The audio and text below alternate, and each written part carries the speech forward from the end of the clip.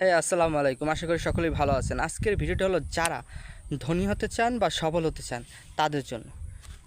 আপনি যদি জীবন ধনী হতে চান বা সফল হতে চান, আপনার এই প্রক্রিয়া দিয়ে চলতেই হবে।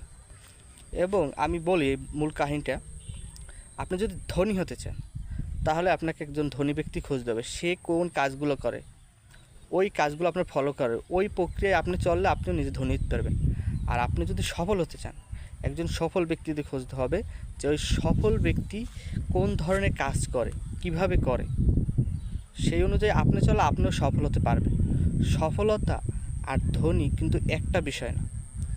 সফলতা হইলো আপনি যে কোনো একটা কাজ, ধরেন আপনি বাইক চালাতে চাচ্ছেন, এটা আপনি শিখতে চান যে বাইকটা চালানো শিখবেন, এটা হলো আপনার সফলতা। আর ধনী হলো বাইক না, বাইকের বিষয় না। ধনী হলো যে আপনি অনেক অর্থ উপার্জন করতে, যে আপনার অনেক টাকা থাকবে, অডেল টাকা থাকবে, এরকম চিন্তা চেতনা, এটা হচ্ছে ধনী হওয়ার চিন্তা।